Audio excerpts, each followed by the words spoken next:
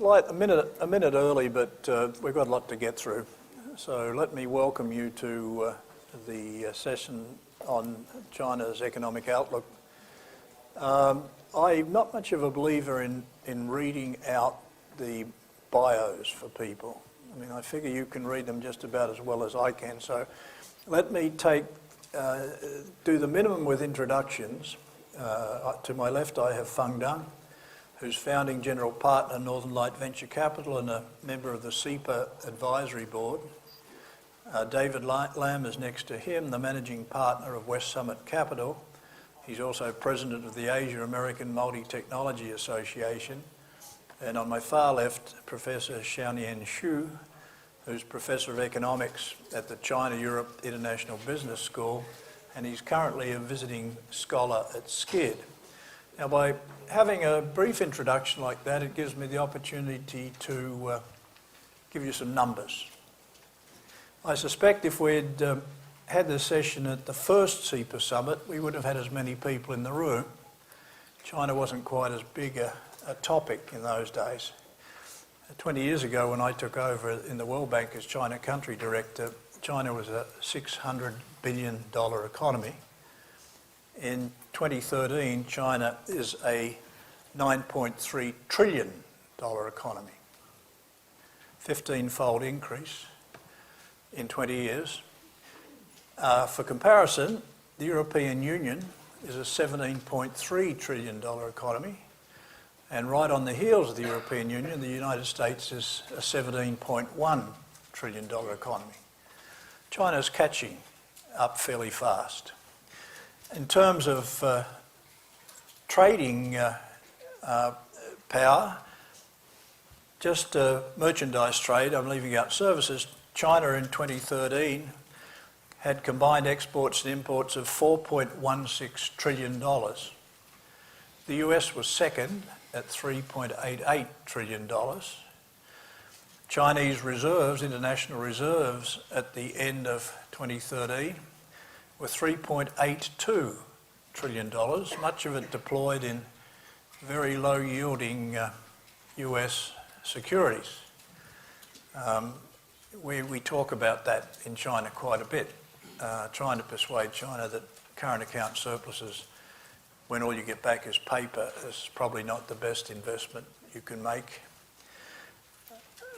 China received nearly $118 billion in direct investment last year. China invested $90 billion abroad last year. So China has become an extremely important player in international investment flows. And surprisingly to me, and somewhat distressing to me, of the accumulated Chinese direct investment abroad, of something considerably more than 600 billion now, the US has around about 5%, much too small. For the two biggest economies in the world, you would expect China's participation in the US economy to be much greater. You all probably know that Chinese growth rate last year was 7.7. That was probably a diplomatic figure. President Xi promised earlier in the year it would be 7.5, and when Lo Jiwei said the finance minister said 7.1 could be all right, he was immediately correct. And so I think we knew for the last 6 months of the year that we wouldn't see a figure less than 7.5, and perhaps Professor Xu can comment on that. I've asked my panelists to talk for only 7 or 8 minutes because the room is going to be filled with questions. I've got a list of them, but was it John Lipsky that talked about superfluous today? I think my list of questions will be superfluous, but I have them if you let me down. I'm going to allow the panelists to talk for 7 or 8 minutes on topics of interest to them. I've also given them license to tell you a little bit more about themselves for a minute or two before they get into the meat of the presentation. So Feng, you're the first speaker. Please tell us what you think. Okay. Well, maybe I should introduce myself a little bit more just to give me more credit for what I'm going to talk about. I was born and raised in Beijing, China, and I came to the States after I got my undergrad degree from Tsinghua University. So, I did more studies in engineering, computer engineering, and I became an entrepreneur in Silicon Valley. So from 1990 to 2005, I was in United States, mostly in Silicon Valley. Then I went back after I sold my company. Well, it went public, sold my company to Juniper. So, and established my venture capital firm. So as a practitioner, I've been pretty close to China's economic growth, especially on the startup side. So, also I was in Silicon Valley, so I have a close observation on both sides. What I can say with all these observations, I see that basically the entrepreneurship and innovation has become an important, very important factor to drive China's economy for the future growth. In the last 8 years when I was in China, I invested about 90 companies, mostly early stage technology startups. I compare the situation today with 8 years ago or 10 years ago before I went back to China, and to compare the situation today in China with US startups, I see, I can see the differences and similarities there. The reason I said why the innovation today is very different than before is actually several aspects. First of all, the market today in China's own market, home market, is much, much bigger than before. After so many years of sustained high GDP growth, if you have a startup in China, technology startups, you can only focus on China market and still survive in a successful growth, where it was very different, a decade ago. So that actually, being in a Chinese company close to your customer gave you an advantage. Of course, there are a lot of disadvantages compared to the global, global technology giants, but the proximity is actually give you a big advantage there. Secondly, is a talent pool, right? Today, we look at some data. The China's people actually they call it the total technology talent pool, maybe including.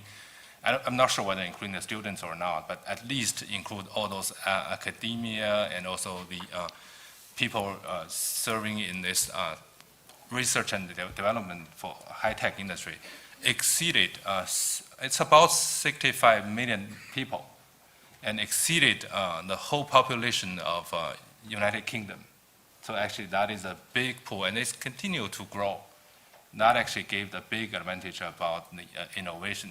Chinese people are very, very entrepreneurial. If you go to China, you see lots of the startups, people, like after they were trained in the multinationals or big companies, they want to set up their own company. Sometimes we feel this actually maybe too much entrepreneurial. They should get a bigger company rather than continue to split. But at least you see the entrepreneurship is there. Not only today, we see some big giants, companies like technology companies like Huawei. Maybe people can argue that Huawei is not purely sort of a market-driven startups grow to today's, and maybe have some government background, right? But then you look at Baidu, you look at Tencent, you look at Alibaba. These are all companies that started from some young entrepreneurs, and today, I think Baidu's market cap is about $50 billion US. Alibaba, people estimate it will be over $100 billion. And the largest one is Tencent. It's about $125 billion if it's look at the market cap today. So that is huge. And there's also, everywhere you go, not only in the first tier cities, Beijing, Shanghai, Shenzhen, and Guangzhou, you go to the second tier cities, Hangzhou, Chengdu, all these places you can see many, many science and technology parks, and you see so many entrepreneurs have great ideas and also have the passion to start up their own company. So this is a great thing I see. Supply chain is also an advantage in China, and also this manufacturing infrastructure. China has become the center of the manufacturing industry for the world, right? So that actually also helped the technology innovation there.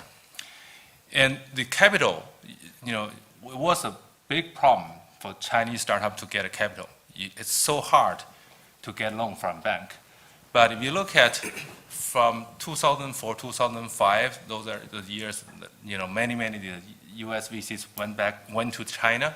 I was in 2005, I went back to China, and then we got a lot of capital, injected into China. And starting from 2000 and 2009, there are a lot of the Chinese RMB funds established.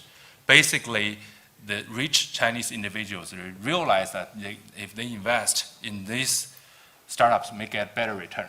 So today, actually, the RMB investment is far more than US dollar investment. Those RMB are basically the rich individuals of Chinese, mostly the successful entrepreneurs. So the capital market is getting more mature. There are a lot of problems still, but it's getting more mature. And the Chinex, actually, if you look at Chinex, even if the Chinese, CSRC closed the IPO for about a year, more than a year, right? But you look at the performance of the companies on Chinex, which is the China Stock Exchange in Shenzhen, more like NASDAQ in US, and that performance of those companies on Chinex is pretty good. You look at their returns, they're pretty good there. And also the government, Chinese government, their strategy is to basically give strong support to this innovation base. They're sort of a indigenous innovation, what they call. They have a lot of different policies, including the financial support and also tax benefit for these startups. So all I see, these are driving factors for the today's and the future's innovation, which has become a big factor to drive China's economy. Of course, there are a lot of issues like unfair competition with state-owned enterprises, intellectual property, and also the government, the corporate governance in China, and some, the education system in China, which will have a sort of a negative impact to China's innovation. But overall, if you just look at the direction, definitely it's today, and it's very different than 10 years ago. And I'm pretty optimistic about in the future, this will become definitely the most important driving factor probably for the China's economic growth. Thanks very much, Feng. Thank you. David.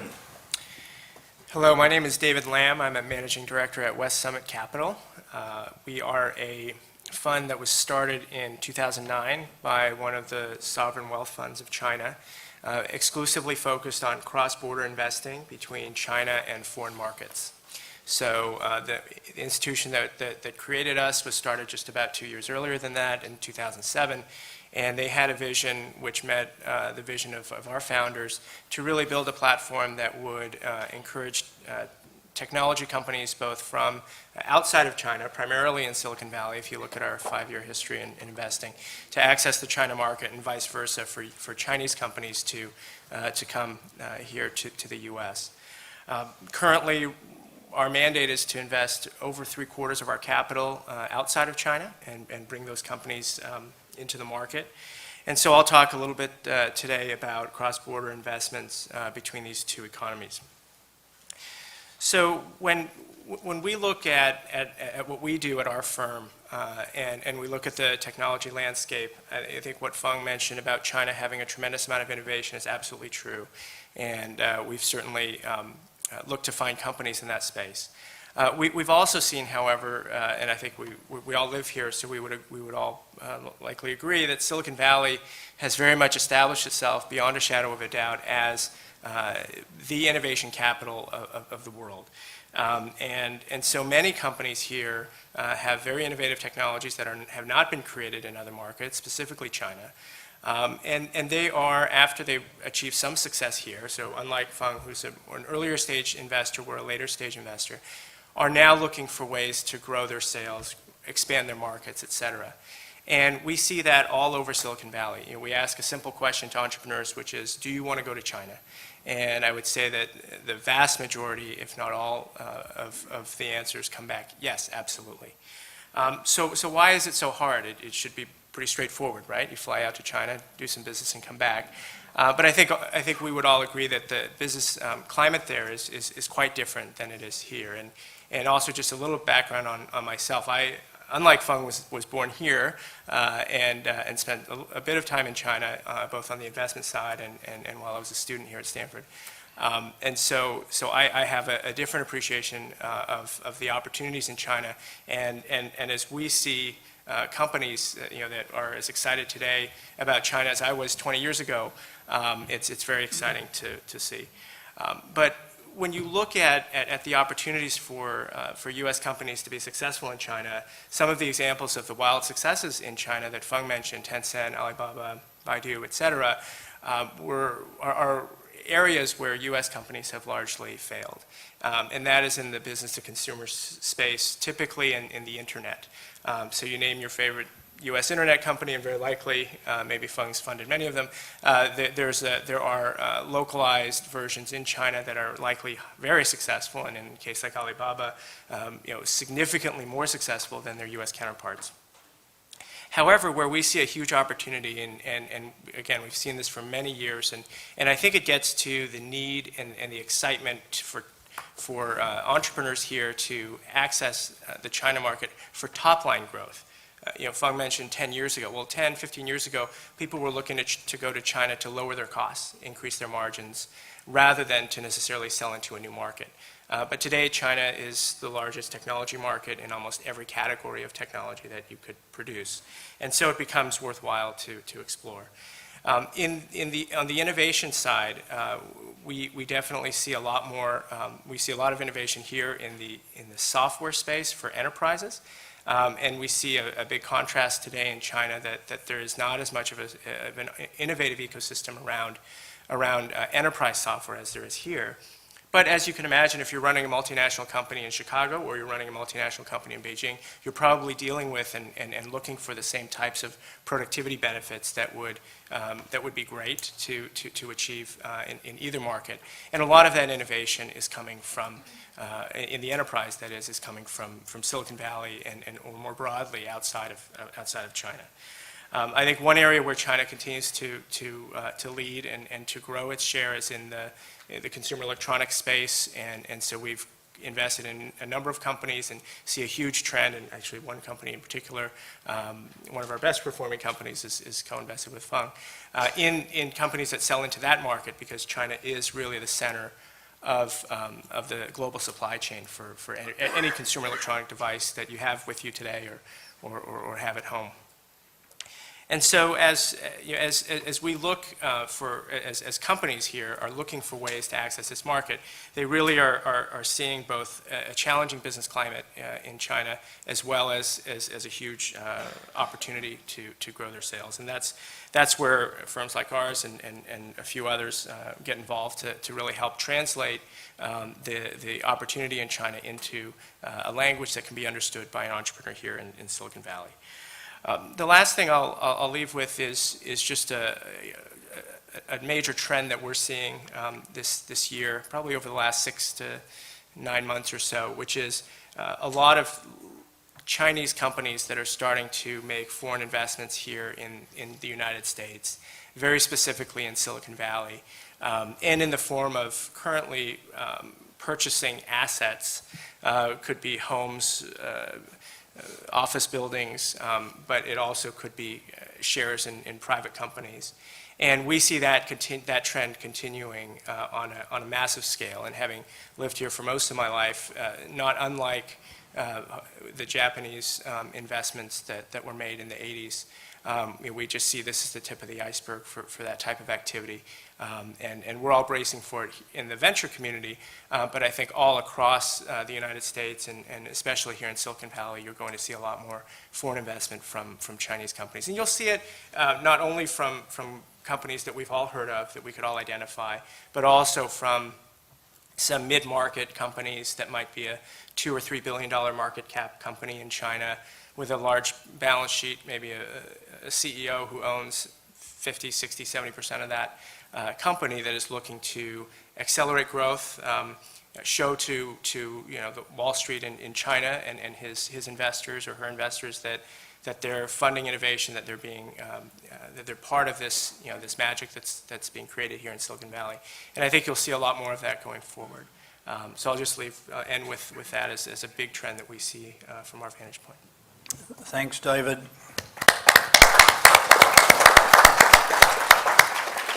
Now, we're only about a week removed from the National People's Congress and Premier Lee's work report to the NPC. From your perspective, Professor Xu, what does the future look like, and to what extent does that report lay out the blueprint for what China will be doing this year? Okay, all right. My name is Xiaonian Xu. I'm a professor at the business school based in Shanghai. I grew up in Beijing and studied PhD in economics at UC Davis. And before I joined the business school, I worked for investment bank, American Investment Bank, and also a joint venture for 7 years. And prior to that, I taught at AMS College. So after so many years and quite a few jobs, I found a teacher is still the best. Right? And I have my job security, and I don't have a performance pressure like my friend Feng Deng every day. Nick just mentioned 7.5% GDP growth target announced at the recent National People's Congress. Whether or not China can achieve that goal, I think I myself is pretty confident. In case we fail to reach that goal, our Statistics Bureau can help us. So no problem. Okay. I'm going to show you the other side of the Chinese economy. That is not necessarily contradictory to the view Feng and David just gave. I think it's complementary. The economy is definitely slowing down on the surface. The slowdown is due to insufficient demand. As a fixed asset investment approaches to 50% of China's GDP, we don't see much room to go for the investment to drive GDP growth. And external demand weakened significantly after the financial crisis. And consumption, we don't see any hope for a substantial, strong growth of consumption. So people often talking about the lack of driving forces for the Chinese economy, but actually behind the insufficient, looks like insufficient demand is the problem, but actually behind that insufficient demand is a structural distortion. And I agree with Feng's view. In China, I think everything looks like too much. When you have too much of a good thing, it may not be good. The businessmen in China looked too entrepreneurial. And the workers in China all work too hard. And the Chinese economy has grown too fast. Okay, so that creates the structural problems. When you grow very fast, and other industries falling behind, the leading are the technology. Feng invested a lot in the technology industry, and those successful companies are almost all from the technology industry. And outside of the technology industry, still traditional technologies, traditional ways of production, and falling behind. So that create structural problems. But I'm not talking about the industrial structure, but income structure. Why consumption is so weak? Why increasingly the Chinese economy depends upon investment to drive growth? Because of income distribution in the past 15 years changed in the favor of investors, but at the cost of consumers. And the investors, mainly the government or governments at all different levels and the firms. Let me give you some numbers to show the trend in income distribution. 15 years ago, the government revenue accounts for about 17% of national income. Now, the government, not now, in year 2007, the government had 26%. So 9 percentage point increase in the 15 years, the government revenue as a share of GDP. The household, on the other hand, is the biggest loser. Their income share in GDP dropped from 63% to 50%. Okay, and the income of Chinese corporates more or less stayed the same, from 20%, slightly higher to 22% in the 15 years. So if you look at the trend in income distribution, it is quite understandable why we are increasingly rely on investment to drive growth, and why we cannot count on consumption, because the income share of Chinese household declined over time. Okay, so that gives rise to a structural problem today. Everyone can see in China that is massive, massive excess capacity, oversupply of every industry, from steel to cement, from household appliances to food or clothing. Everywhere overcapacity. We don't have a statistics on capacity utilization, and my impression and anecdotal evidence suggests our economy's utilization rate may be around 50 to 60%. In other words, 40 or 50% of production capacity sitting there idle. Okay, with nothing to do, no orders. Okay, this is a very natural consequence of overinvestment in the past decade. Investment grows about 20%, and the consumption grows 10%. So what you have? Of course, overcapacity. So before any recovery in economic growth, we have to do something with this redundancy in the production capacity. So the major risk looking forward, of course, Premier Li didn't talk about that for understandable reasons. A major risk facing the Chinese economy is the housing market, the property market. The property market recently showed some signs of weakening. And economists, including myself, are so worried about a major correction of the property market, not to mention a collapse.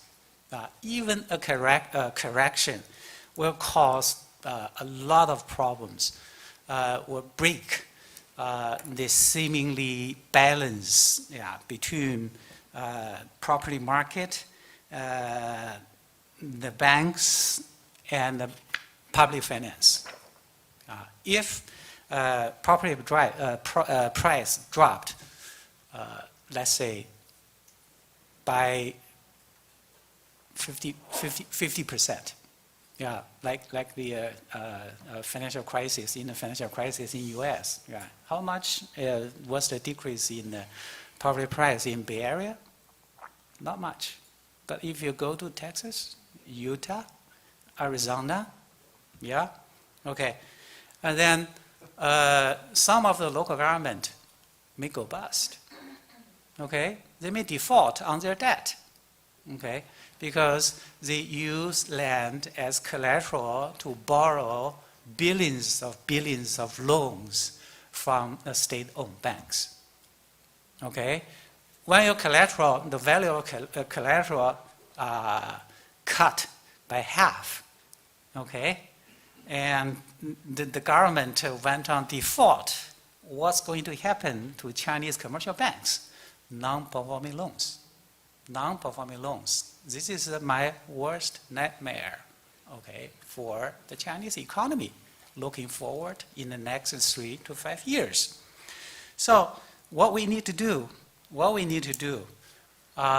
the near term, I think it is pretty urgent. It's very urgent. I would, if I get a chance to talk to the Premier, I would urge him, please, okay, think about another round of bank restructuring, another round of recapitalization of the major state-owned banks, just like what we did around year 2000. This is in the near term. And in the meantime, we have to figure out, in case the local government default on their loans, what we do. Yeah, what we do. Okay, the credibility of the government is at stake. Okay, it is a big risk. Okay, and you don't talk about that. It doesn't mean it doesn't exist. Okay, and in the long run, what we need to do, not only policies, but also structural reforms to increase, to change the trend in income distribution, to increase income of households, and how to increase the income of household. Tax cut.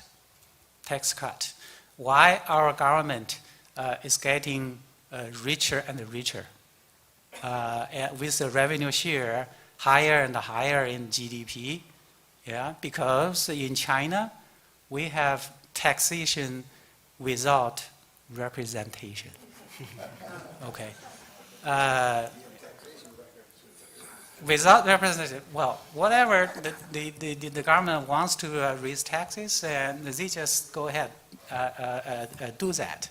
Okay, there's no checks and balances. Okay, whoa, my time is up. Okay, and we need to create a land market. We need to remove the regulation on interest rate. And in the past, the interest rate regulation and the regulation on the capital market ought to promote the growth, to make the cost of capital arbitrarily low to promote growth, but at the cost of the households. So land market creation to let the farmers get more income from their land, and opening up state monopolized industries to create more businesses and job opportunities. Okay, so it is not the traditional fiscal policy or monetary policy to stimulate the economy. Okay, the slowdown, once again, let me emphasize it, is not cyclical slowdown. It is a structural slowdown. This is what we need to do. In terms of what will be done, I don't know. Okay, I don't know. I cannot predict. And the prediction in today's world is a very high risky business, so I better to avoid it. Okay, let me stop here.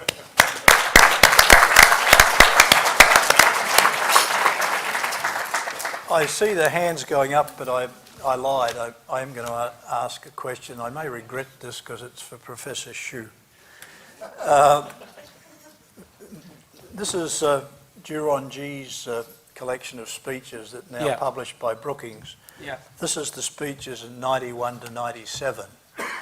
In 1997, he said, most of the present problems are the legacy of history. One is the non-performing loans left by the bubble economy of 1992 and 93. Another is the bad debts related to the massive starting up of projects and the redundant construction of the last few years. Yes. And at the end of this paragraph, he said, henceforth, all projects that require bank loans must be decided upon by banks. If wrong decisions are made, the bank president must leave office. That doesn't say how. That might be the bullet in the back of the head, or it might be something completely different. And he says, we must have a system like this if there is to be hope for Chinese banks. Agree, totally. 17 years ago, Yes. has anything changed? Not much. Not much. Yeah. Our banking reform, I think under the leadership of Premier Zhu, was only partial. Yeah, we didn't change the governance of the state banks. We only diversified ownership. Okay, we allow private investors and international institutional investors to get a part in that, but we didn't establish effective governance. Okay, the governors of the state banks are still appointed by the government, not elected or not appointed by the board of directors. So that reform is only partial. That's why we are having this problem again. Okay, so we probably need to call Premier Zhu Rongji out of retirement and do it again. Pitch. I think many of us... Wait for the mic. We've got to pick it up on the recording. Many of us here are mystified by China. My expertise comes from going to the Olympics and giving one talk at Peking University a long time ago. But what industries does the government reserve for itself? What industries are you free to start new companies in? And what part of the economy is in government-owned business? Just a second. We might ask Yeah, one of yeah, our colleagues please, to have a go at please. this one.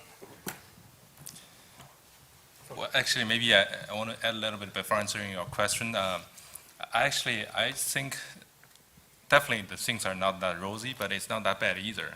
One thing to solve the bank's problem, because the problem is caused by the government, you have to remember, we cannot just look at P&L. You also need to look at the balance sheet of the government. They have lots of assets.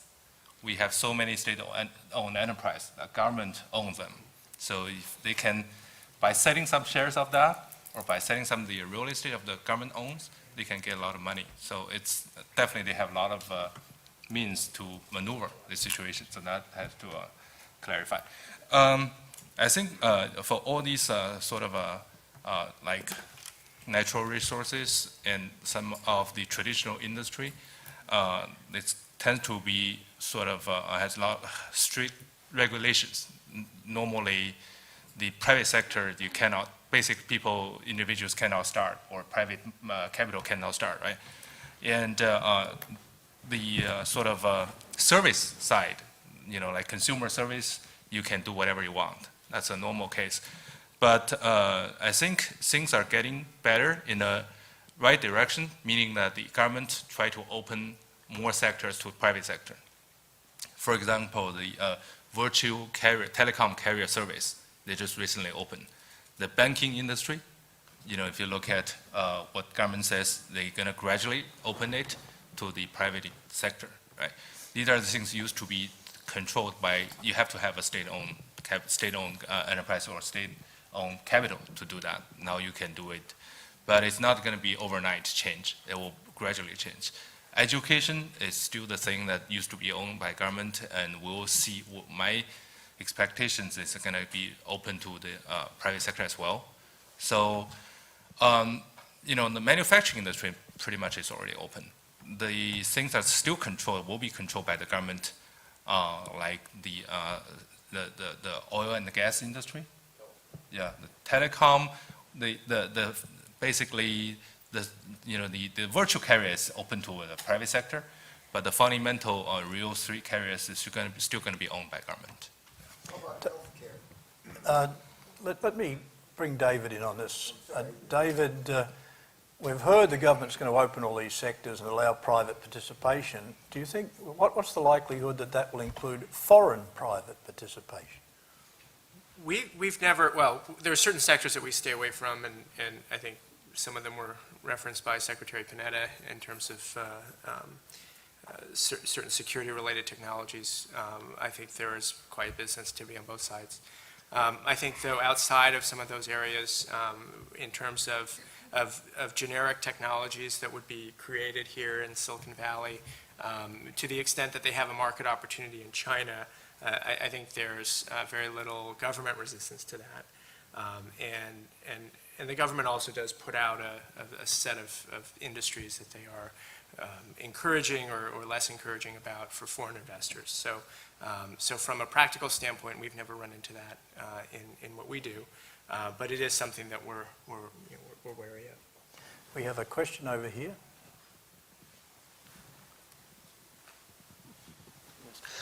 This is a question for the professor. I'm wondering what your opinion is on currency and whether if the value of the renminbi rose against the dollar, it would help improve domestic consumption on the one hand, and also we have an interest, of course, in the United States. There are many economists who think that if that happened, that would also improve, among other things, job creation in the U.S. Interest rate, exchange rate definitely matters. I think in the near term, the Chinese yuan will continue to appreciate against the US dollar. Yeah. And with that help, the Chinese households will increase their purchasing power. Well, only marginally. Yeah, only marginally. Yeah, because they earn their wages and salaries in renminbi, and they spend their expenses are all in renminbi. So the exchange rate doesn't affect the ordinary people's life. So they don't have a sophisticated portfolio of assets. So I would say on the macro level, the exchange rate won't have a significant impact on China's consumption. One little bit on the domestic consumption. Yes, we didn't see a lot of upside change in the percentage of the domestic consumption, but you look at how much Chinese consumers spend overseas. Last year is over $100 billion. It's a lot more than before. 47% of the luxury goods of all over the world was bought by Chinese last year. 47%. Yep. For better or worse. Eric. Yeah, I have the same concerns about, I study the banking markets, and the statistic that just kind of stops me every time is in end of 2008, the Chinese banking system was $9 trillion. U.S. banking system, total banking, Fed, stated assets, 12 trillion. In the last 5 years, China, so the U.S. system has grown a little bit from 12 trillion to 14. It took us 200 years to get to 12, or and grown a little bit to 14 trillion. Yeah. In the last 5 years, Chinese banking system has gone from 9 trillion to 23. Yes. They've added the size of the entire U.S. banking system in 5 years. They've added 14 trillion to the U.S. bank, to their banks. So I have the same concern. But then when you discuss this, on the one hand you can go, well, yeah, but the pushback is, but I have the same concern. Wow, this is so unstable. But then you say, but hey, it's been going on for years and years. Yes. You could be right at some point, but it could be 10 years from now. Why is it just one angle is people say, well, yeah, but who knows when that'll ever be a problem. And the second is, that response I'll get is, but the Chinese government would never let it be a problem because they don't want to have a banking crash, and they own all the banks and they control the whole economy, so they'll never let it be a big problem. And I just don't know if you guys have any reactions to this. It seems a bit unrealistic that the laws of gravity don't apply, but Well, I actually think, definitely the asset of the banks are growing, right? It's good for the banks, but it's bad for all these other companies, actually mostly for the small and medium enterprises at the cost of them because their lending interest is so high. It's controlled by the government before. If you look at the profit of total listed companies on China's stock exchange 2 years ago, 2012, I think 60% of the total profit for all the listed companies are basically on the top 10 banks in China, 60% of the total profit, which means they take profit from the private sectors or from the other listed companies there. So, Professor Xu. I think you might want to use the ratio, the bank asset over GDP. The Chinese economy grew faster than the U.S. economy, so bank asset at a faster pace is understandable. So a better indicator is bank asset over GDP. Even by that indicator, it is a dramatic increase in the debt of the Chinese economy. Roughly now, the total outstanding loans over GDP is close to 200% of China's GDP. 200%. I don't think United States is a good benchmark for China because our financial structure is so different. As Feng just mentioned, U.S. companies that raise money in the capital market, the proportion much larger than the Chinese company, than the reliance of the Chinese company on the capital market. So Chinese economy, Japanese economy, German economy, they depend on bank financing more than capital financing. So a direct comparison, may be misleading. May be misleading. But still, your total debt is 200% of GDP is alarming. It's alarming. It's quite close to the peak during the heydays in Japan in late 1980s. Okay, so I'm worried about these mountains of debt. I'm worried about that. And by the statistics that you see, NPL ratio is minimal, it's very small. But when a banking crisis hits, it could go up. The view that there can't be a banking, it's not going to hit. Like that's the push. It's not going to hit. Yeah, I'm just saying what I hear. I say the same thing. I say there's a lot of debt. People go, yeah, but when you own the banks, run the country, it's not going to happen. What in the Chinese government doesn't want to have a banking crisis? It's not, nobody wants a banking crisis. Nobody. Okay, look at Japan. Yeah, is the Japanese government a powerful one? Yes. Okay, it has been in the post-war 60 years or so. And the government cannot stop a banking crisis. Is the U.S. Federal Reserve powerful? Can Alan Greenspan or Mr. Bernanke stop the financial crisis? No. Market, is always more powerful than any government on earth. So when you have a crisis, nobody can stop it. I've got 4 people on my list. The next one is over there, that gentleman. Hi there. This is, I guess, a question for all you guys, and really just getting your sense on the margin here. China is going through an amazing journey, and it's been a very successful journey over the last 20, 25 years.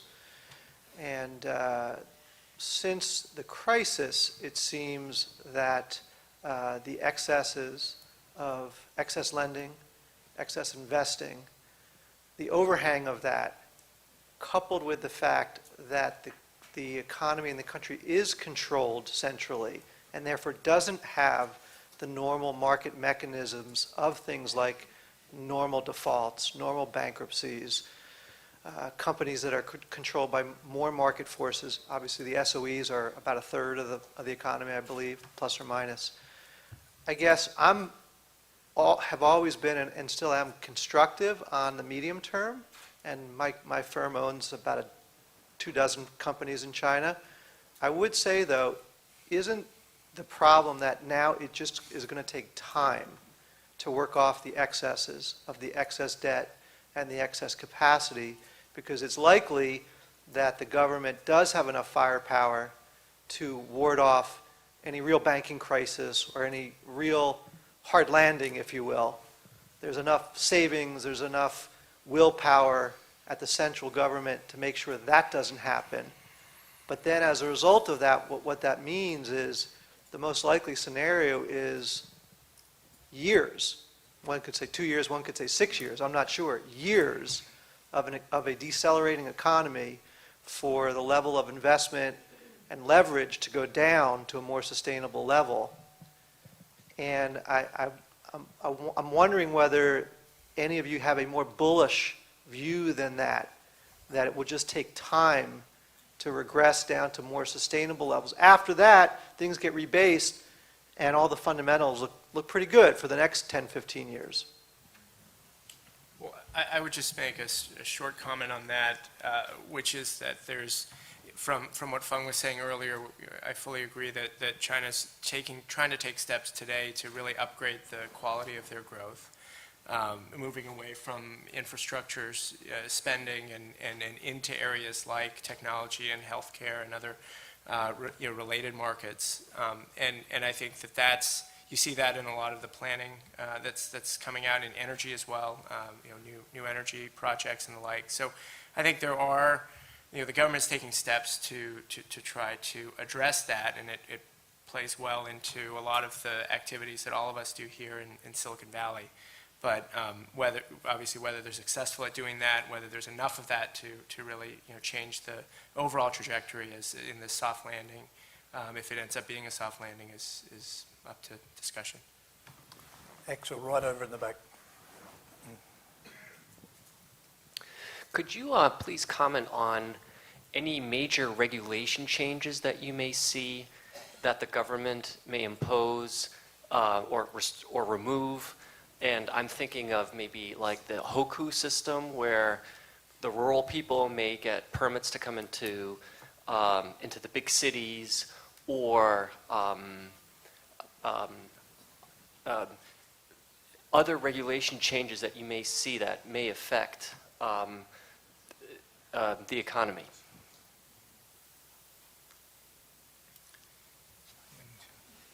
Environment. The changes in regulation, as far as I can see, will be in the financial market. The regulators in the financial market, I think, pretty open-minded. They allow internet companies to try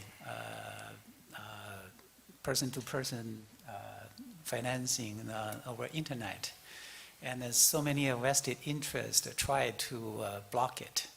But the central bank and the regulators said, no rush. Let's see what's going to happen.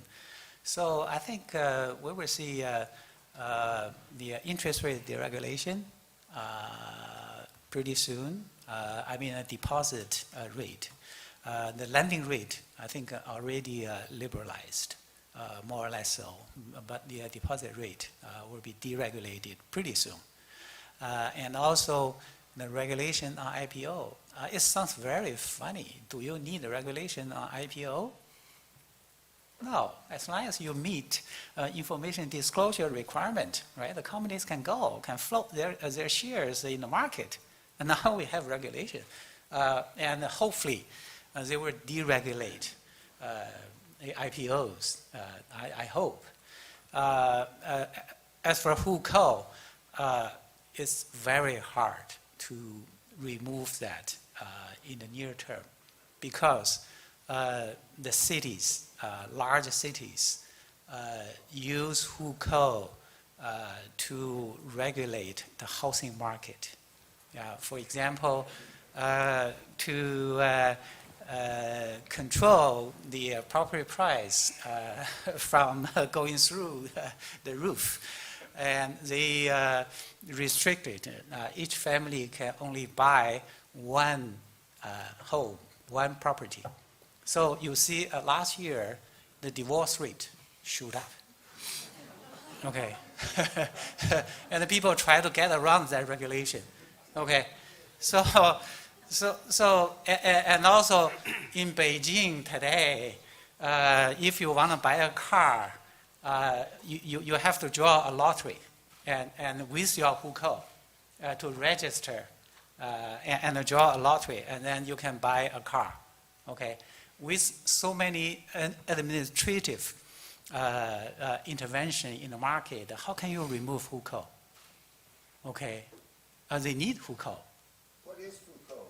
Oh, what is Hukou? Hukou is you register in Palo Alto as an urban resident, and you enjoy. You have access to public services and Social Security in Palo Alto. And if you are a resident in Arizona, no, nothing for you. You cannot even buy a house. You cannot even buy a car. That's Hukou. Well, it's the right of residency in a certain place. Yeah, let me pick up on this just to extend it a little bit. I mean, one regulation that appears certain to come quite quickly is regulation that will do something to improve the environment, whether it's emissions in Hebei province or whatever it would be. Will those regulations provide economic stimulus, or are they likely to slow down growth? At this moment, I think most likely it's going to slow down the growth at this moment because they don't have a lot of, actually, I don't think they figured out what are the most important reasons for this smog problem in Beijing and the vicinity, right? So they're trying to do something, but they don't know what is the best way to accomplish that. But overall, I didn't pick up any specific regulations, but I think the new government has a pretty clear direction.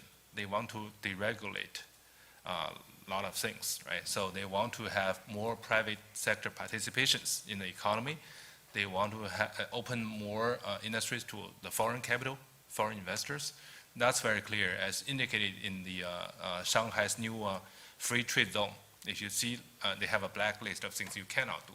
If it's not on the blacklist, you can do everything freely. Basically, that's the idea. It's not, again, this is just the top level design. There's going to be some time they figure out the details. But it's clear that actually, I think the new government is more driving to the market-driven economy. Next question over here. This is a question for Feng and maybe for David as well.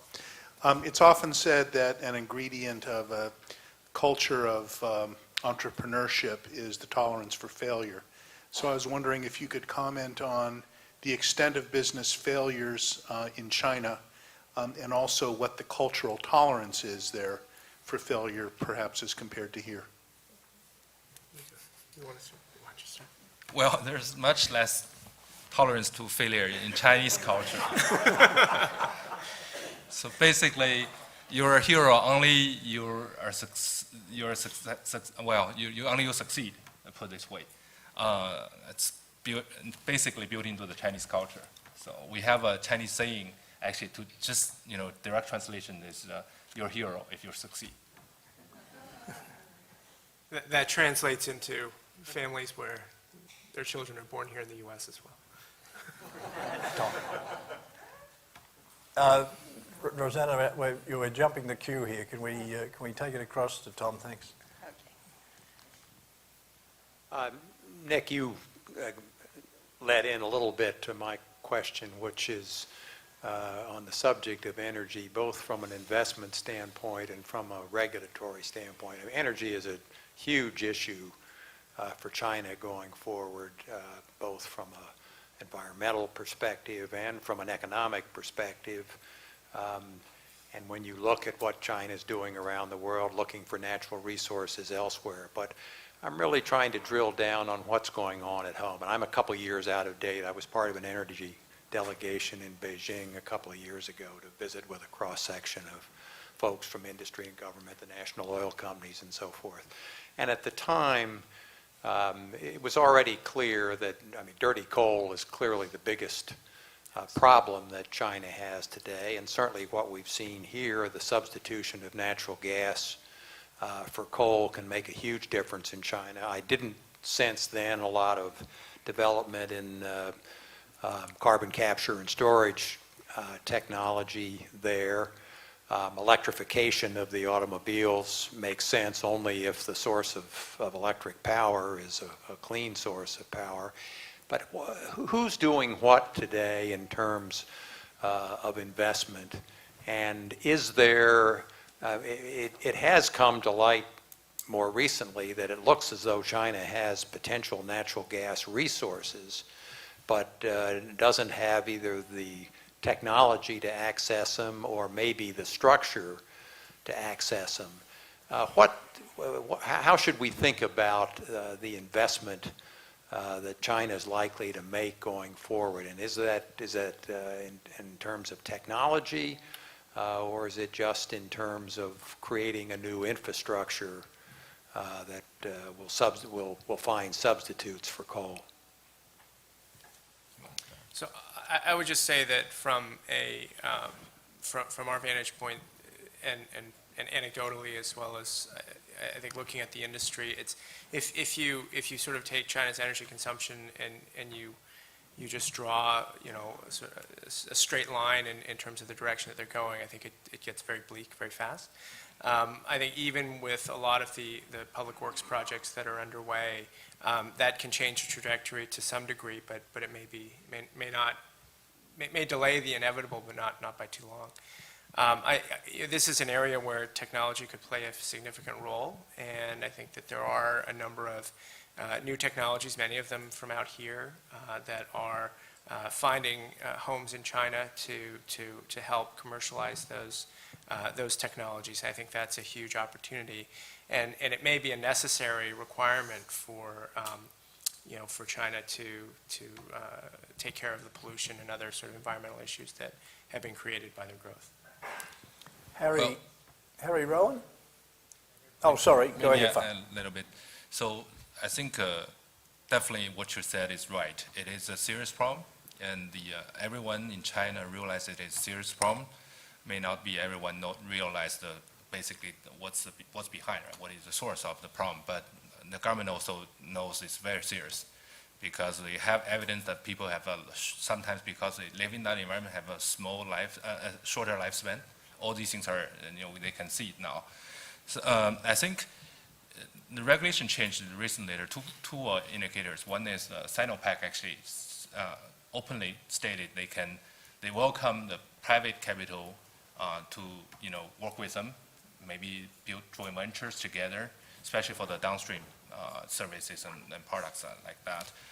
The other thing is unconventional oil and gas. If you look at it, actually China's government has a new policy. The private investor can go in and bid for those, including you discover or those things, and you have the right to control some certain zones if you find it out. Can be outsiders. What I think one of the VCs actually did that. IDG, one big venture capital in China, did that. And also there are a lot of things that we can participate to provide technologies for those things. As you know, the shale gas in China has I'm not sure whether the largest or the second largest reserve in the world. But the China's geographic structures is more complicated than in the States. You need better technologies, and a lot of companies are doing that. As a venture capital, we actually invested 2 companies in this technology. Basically, collaboration between. This is actually one area China can collaborate a lot with U.S. companies. Harry.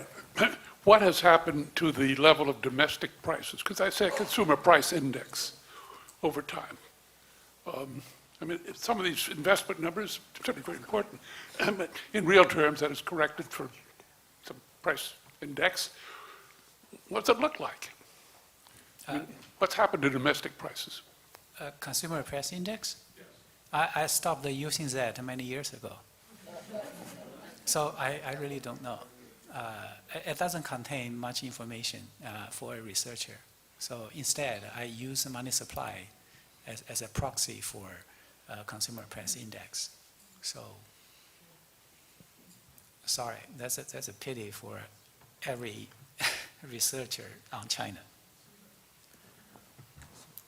Sorry, Harry, that's not the best possible response.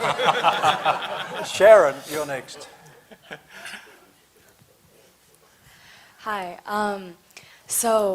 Mr. Deng, in your introduction of China's entrepreneurship and innovation, you mentioned companies such as Baidu, Alibaba, and Tencent, which, from the best of my knowledge, started their main services based off services that were pre-existing elsewhere. So in your encounters with, in your and David's encounters as VCs with now technology firms and firms in other sectors of China, do you see kind of a reverse influence of China's innovation influencing, taking a leading role in foreign service sectors or industry standards? You want to start? So certainly Tencent with WeChat has really, I think, the most advanced technology in terms of messaging and related services. WhatsApp, which is a company that was bought recently by Facebook for $19 billion, is a good example of how that there is a huge opportunity there. But I think that WeChat has been really the innovator in that space. And I think that's probably one example that just comes to mind. I think that generally in the consumer space, there's just much more scale in China, and so you're able to create new products and services and get feedback very quickly. Many of those will export and be viewed as leaders out here. I've got 4 people. I'm going to hold it there for a minute until we work those off, and then we'll see what the time is and work out whether we've got more time to go. But finally, we've got this gentleman here. Thank you. I had a question for all 3 panelists, really, and whether you see in the new Xi and Li leadership, whether there's an opportunity for changes in governance. This kind of gets to the regulation question, and also around energy and emissions. There's sort of, when you go to Beijing and you're in this toxic smog, the analysis seems to show that half of that is coal emissions. The other half is from vehicle tailpipes and the quality of gasoline and diesel and so on. For the first, for coal, so much is in the structure of the local Communist Party, and where local officials, local party secretaries have a certain district that they really control with monopoly discretion, and they build their own coal plant in order to be the dragon head for local, economic development and to guarantee jobs so that they know they've got an energy supply for their local jobs. But this gets to this massive oversupply of coal plants around China. And then when you get to the vehicle section and the segment of this great toxic smog, there's some great companies. In southern China, we're heavily invested in a electric vehicle, electric bus, battery company that's had a terrible time breaking into the markets around China because of the balkanization of China's market. Local officials not allowing outside companies to sell into their local market. Do you see an evolution in governance, something that we enjoy in the United States as a commerce clause, where you can't discriminate against the products of outside companies? Do you see that coming, or where do you see things now and potential evolution? By the way, that last point, this guy, when he was Prime Minister, every time he talked to the NPC, there's a plea in there to say, you must not protect your local market against goods that are produced elsewhere in China. We have to have an integrated market. He was probably no more successful than he was with banks. You actually, I think, actually asked 2 questions separately somehow, right? So, in terms of the pollution issues, I actually think the government started to realize these problems maybe a year or 2 ago, when the PM 2.5 became so obvious to people, which actually I think it's started from the U.S. Embassy in China to show the PM 2.5. But actually now everyone knows, and the Chinese government take it very seriously. I don't think they can stop all the coal electricity plant in overnight, but we actually see some of the, like in Hebei province, some of the plant was stopped because of this thing. So I think they take it seriously, but it just started a couple of years ago. Take some time to get it better and better, right? It's probably going to be years. As for the sort of a local Chinese government protect their market, well, you're right. China is not one market. China has several different markets. Right? A lot of issues. It's just local government has right to promote the product manufactured or designed in their own territory. I myself don't see any. Even if the senior government or the central government said, well, you shouldn't do this, but I actually don't see them taking some serious steps on, like go against this kind of thing. It's not their priority now. What I can say is their priority may be anti-corruption at this moment for the last year and a little bit more than a year, and going for some of the deregulations and those things, and maybe this part of it, but environmental issue is definitely one of the priorities in their mind. Thank you. Yes, sir.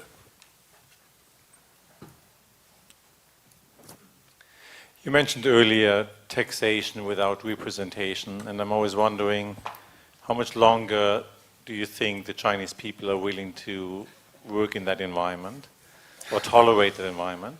And related to that, what is your sense, how good is the government to read the people's sentiment and to stay ahead of a change curve before the people take over? Okay. Yeah, I think this question also related to the one raised by that gentleman a minute before regarding the governance changes in the governance in China. I think for the kind of system you have in the States, if you expect that in China to emerge, there will be a long way to go. I don't know if during my life I can see that. I'm not sure. But that issue is really the key for many problems or issues in today's China. Really the key issue. To clean up the air, we need a accountable government. Accountable government. Yeah, we need that. Why the local officials just ignore the air pollution, the water pollution, and the soil pollution? They just ignore that, because they care about only GDP growth. And their political career, their promotion all depends on GDP growth. Okay, it's not the votes from people. So you hope the government can fix the problem. And from another angle, I see the government as the problem itself. I have no doubt about the intention of the central government. I have no doubt. Okay, but the central government and the local governments are not one organization, are not one company. There is a principal agent problem between the central government and the local governments. There's a conflict interest, not only between people and the government, also within the government.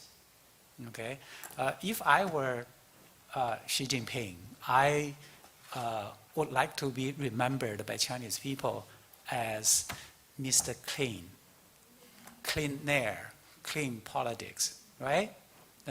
That's what I would like to have my name on history book. But local governments, what they care? They care about their own promotion. They care about how much money they can get from a public projects.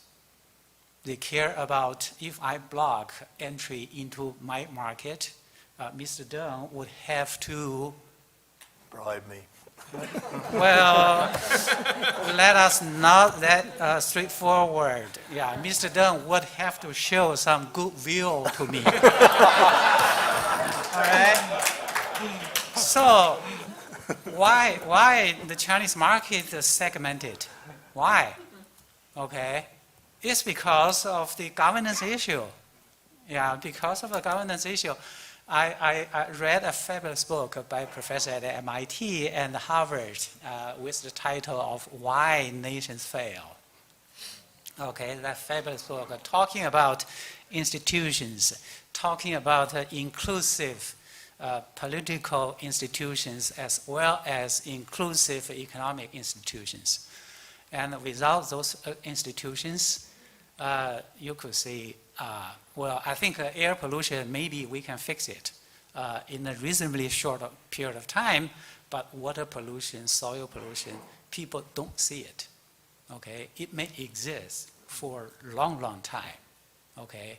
And because taxation without representation, okay? Accountability of the government is central in the environmental protection. And also, back to that gentleman's question about energy saving. Energy saving technologies are available in China, but companies do not have the incentive to adopt them because adopting a new technology is costly. If my saving from that new technology is not more than the cost, why should I take it? So as an economist, I call for increase in energy price so many times, create a market for energy, okay? So the energy problem is like a water problem in California. Yeah. Your water price is too low. Too low. Yeah, that's why you have shortage. Yeah, water price is too low, and why the government hesitates to raise energy price? Average people's life. Okay, if I raise energy price, the living cost of average people will go up and the government legitimacy will be challenged. So the same thing in the United States, okay? And then I said, why don't you provide subsidies to low-income people? Okay. And in the meantime, you raise energy price. Why don't we do that, okay? When we're talking about economic issues, don't always think about the role of the government. More effectively, the market can deliver. Talking like an economist. Kathy Johnson, you've been very patient. Oh, well, I was just, sorry. It's not really a question, but a comment. That's good. We went to the Olympics in Beijing Wonderful days. several years ago, and it was quite smog-free because the government gave everybody, their license plates had certain numbers on them, and when your number was not on the license plate, you couldn't drive your car. So they cut the traffic by 2/3 during the Olympics, and the skies you could even see. Not only Mr. that, Go. they shut down a lot of the power plants Last as question Yes. over here. Yeah. I think with the last question, I might be more controversial than the rest. I read a very interesting theory recently on somebody speculating on what China might do with its gold reserves and its currency. So I'll share it with you, not sure whether to believe in it or not. The theory is that China is accumulating a lot of gold, both that's found inside the country, and supposedly you can't, anything you find inside the country, you have to sell it to the government. I don't know if that's a law or not, as far as gold is concerned. So the article claims that China is acquiring like 1,200 tons of gold a year, and its current reserves are over 2,000 tons. And their plan is to one day go on to the gold standard so that their currency can become more internationalized than what it is today. Can you comment on that? I think that's a speculation. Did you hear the word Chinese mom? In both senses of the term. Actually, most of the gold, I think, was purchased by the Chinese moms there. It's not like the government. It's like... We're having a good time. Now, as John Chauvin always said, this is always the time to stop. But let me advertise. Professor Xu is not going to be here every night this week, but he is going to give the Huang Lian Memorial Lecture later in the year. Those of you that come to SCID frequently, we know we have this memorial series for one of our PhD students who drowned. And it's been a who's who of China scholars in the United States over the 13 years that we've done it. I think we're going to get a better standard this year. Thank you all for coming, and thank the panel.